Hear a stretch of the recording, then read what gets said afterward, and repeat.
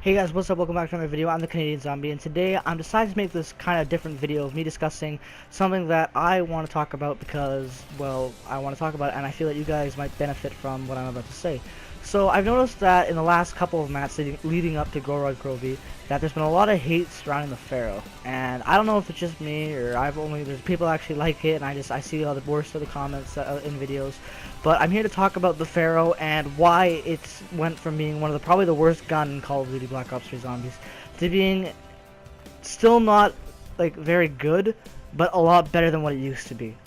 So the main reason I'm bringing this video to you guys is because ever since Gorod Krovi came out, they have made fantastic efforts to making this gun accessible for everyone to have, and I feel that that really helps make this gun a lot better in my opinion.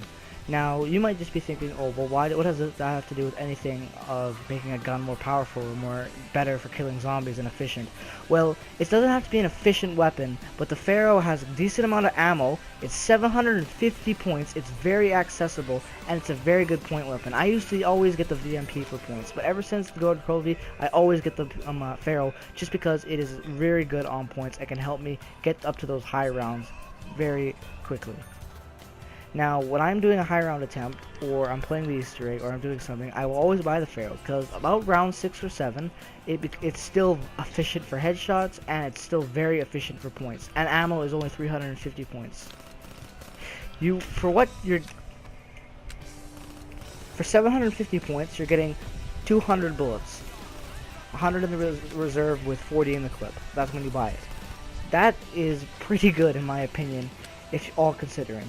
Now, you might not like the Pharaoh still, and you might think that, oh, well, still, that's pretty shitty ammo. For 750 points for low rounds, that is very efficient on headshots, until high rounds, it's very good to have, and it's very good to help keep your teammates in check. If everyone on your team has a Pharaoh, it's not very expensive, it doesn't take away from your points to opening doors and starting Easter egg things and getting the power. It doesn't interfere with that because it's only 750 points. And you make that up extremely quickly if you're shooting on round 4 or 5 in the leg, getting points, or in the chest. It's a very efficient weapon to have for points, and that's what I like about it so much. And it's still decently good. Not like, look right there, as you can see in the clip, it just shredded through those guys on round 4, and the headshots are very, very accurate with a sight, and even without a sight. I like the iron sights of this gun. It's not that bad. So now getting back into the topic of the Pharaoh, what is it like Pack-a-Punch, you might be thinking? Well, as you guys can see now, with the ammo, that's at 360 bullets in total, 300 in the reserve. It's still very efficient. I think I would use this gun pack at least till round 17 for headshots. It's very good for camping, and it's also not bad for training if you can get them into a straight line. Now, unfortunately, it depends on how you're training or how you like to train. I prefer to get my guys into a horde and use blast furnace or dead wire to kill them, or if I'm even have it, I might even use the Wonderlock or a Mark III now. But even without that, it's still a very efficient weapon if you are decent enough with headshots. And that's the big thing about this gun. You have to be efficient at headshots for it to be effective for your usage. Now, if you like getting for chest points, and if you want to use this gun for high rounds, headshots are the only way. It's the only possible way. You will not go down with it, unfortunately. Like I said earlier, this is a great point weapon, but it will not keep you alive at high rounds if you're aiming for the chest.